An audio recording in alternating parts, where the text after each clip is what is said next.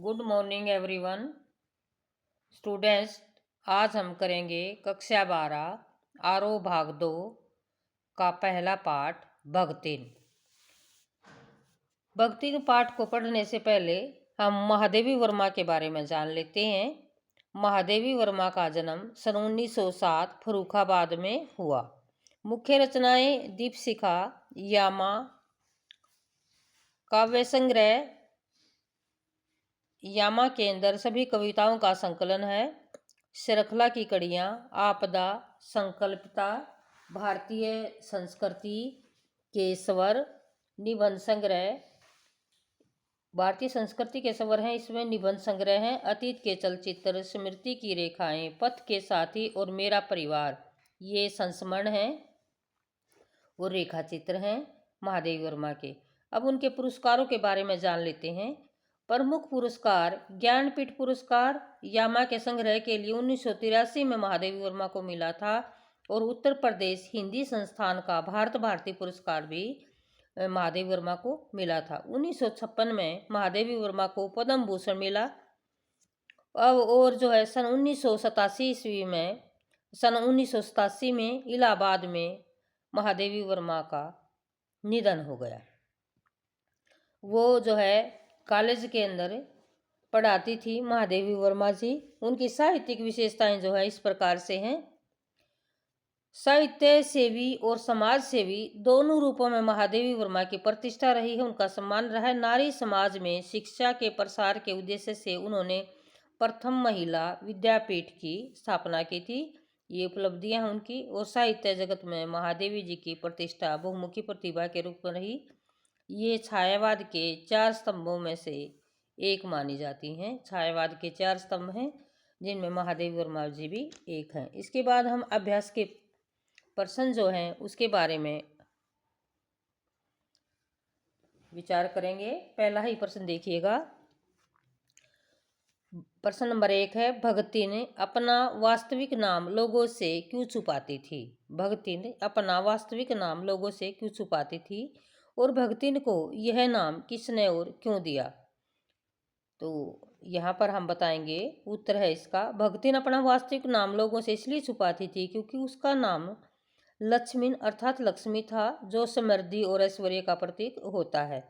भगतिन चूंकि एक गरीब महिला थी और वह धनहीन थी, परंतु लक्ष्मी के नाम से उसका दूर दूर तक कोई संबंध नहीं था। लोग इसके नाम को सुनकर उसकी हंसी ना उड़ाएं, इस भाव से वह अपना नाम जो है वो लोगों से असली नाम लक्ष्मी छुपाया करती थी।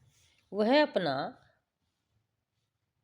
अपना वास्तविक नाम छिपाती थी। भगतिन को यह नाम लेखिका ने दिया था।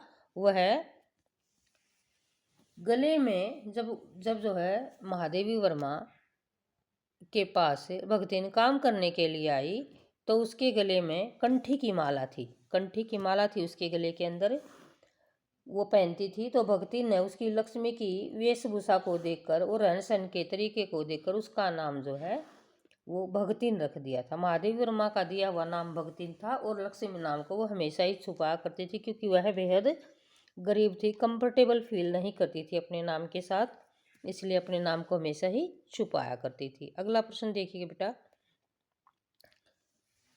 प्रश्न नंबर 2 है, कन्या रतन पैदा करने पर भगतिन पुत्र महिमा में अंधी अपनी जेठानियों द्वारा घृणा व उपेक्षा का शिकार बनी। बिल्कुल बनी। ऐसी घटनाओं से ही अक्सर यह धारणा चली है कि स्त्री की स्त्री ही दुश्मन है।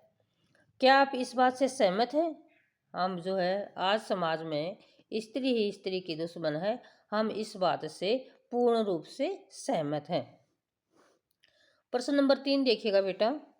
भगतिन की बेटी पर, आपने पाठ पढ़ा था, भगतिन की बेटी जो है उसके ऊपर पंचायत द्वारा प्रश्न नंबर 3 देखिएगा।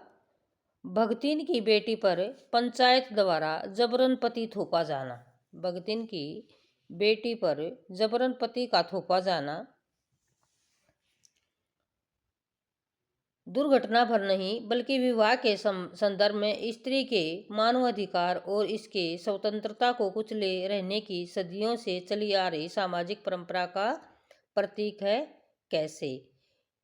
ये प्रश्न है, इसका हमने जवाब देना है कि भी जो है स्त्रियों की जो स्वाधीनता है उसको हमेशा से कुचला जा रहा है। कैसे कुचला जा रहा है, इस कहानी के माध्यम से हमने बताना है जो हम पढ़ रहे हैं कि स्त्रियों की क्या दशा है। इसका उत्तर देखिएगा, भगतिन की बेटी के साथ उसके जेठ के साले द्वारा दुष्कर्म करने की कोशिश पर जब पंचायत ने बिना भगतिन की विधवा बेटी की बात सुने, जबरन उसी व्यक्ति के साथ उसका विवाह तय कर दिया। यह हमारे समाज की ऐसी मानसिकता को दर्शाता है जिसमें सदियों से चली आ रही कुप्रथा ने आज भी हमारे समाज को जकड़ रखा है।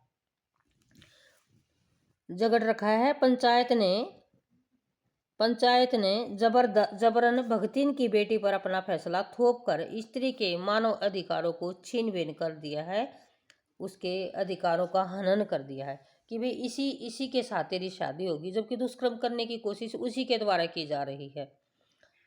प्रश्न नंबर 4 देखिए बेटा, भगतिन अच्छी है। प्रश्न नंबर 4 में क्या कहती है हमारी वर्मा की, भगतिन अच्छी है लेकिन यह कहना कठिन होगा क्योंकि उसमें दुर्गुणों का अभाव नहीं, यानी उसके अंदर कुछ दुर्गुण भी हैं। लेकिन लेखिका ने ऐसा क्यों कहा होगा, ये बात हमने बतानी है कि भी क्यों कहा लेखक, उसको दुर्गुण क्यों लगे उसके अंदर। भगतिन में कुछ दुर्गुण भी थे, कैसे वो बताएंगे हम। लेखिका द्वारा इधर उधर पैसे रखे जाने पर भगतिन उन पैसों को भंडार घर में मटकी में छुपा दिया करती थी और पैसों के बारे में पूछने पर वह इसे चोरी नहीं माना करती थी। भगतिन अपनी बातों को सही सिद्ध करने हेतु लेखिका से बेवजह तर्क वितर्क किया करती थी, बहस कर लेती थी कि मैं ऐसा इसलिए नहीं करती, मैं ऐसा इसलिए नहीं करती। वह लेखिका के गुस्से से बचने के लिए बात बात पर लेखिका से झूठ बोला करती थी। भगतिन शास्त्रों में लिखी बातों की व्याख्या अपने अनुसार करती थी, जैसा उसको आता था ना उसी को सही मानती थी। प्रश्न नंबर 5 देखिए बेटा, भगतिन द्वारा शास्त्र के प्रश्नों को सुविधा से सुलझा लेने का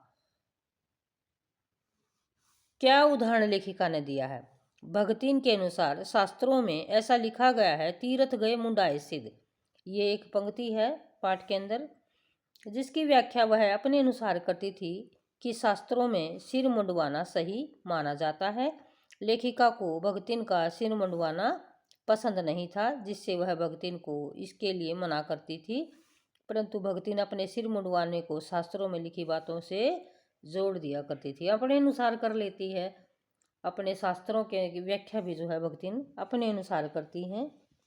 प्रश्न नंबर 6 देखिएगा बेटा, भगतिन के आ जाने से महादेवी अधिक देहाती कैसे हो गई, यानी देहाती ग्रामीणों जैसा खाना पीना जो है शुरू कर दिया उन्होंने, तो ऐसा कैसे हो गया उसके साथ। ये प्रश्न काफ़ी बार आया है परीक्षा में, इम्पोर्टेंट प्रश्न है बेटा ये। भगतिन गांव की रहने वाली स्त्री थी, जिससे उसका रहन सहन पूर्ण रूप से देहाती था। अभी ग्रामीण होगी तो ग्रामीण परिवेश की तरह ही जिएगी।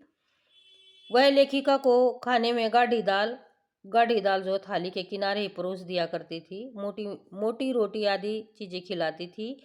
लेखिका को धीरे धीरे इन सब चीज़ों की आदत हो गई और उनके स्वाद में परिवर्तन आ गया, जिससे महादेवी जी भगतिन के रहन सहन के अनुसार ही स्वयं ही ढल गई। तो यहाँ पर जो है उन्होंने खुद को, महादेवी वर्मा ने खुद को जो है भगतिन के अनुसार ढाल लिया। ये 6 ही प्रश्न थे बेटा।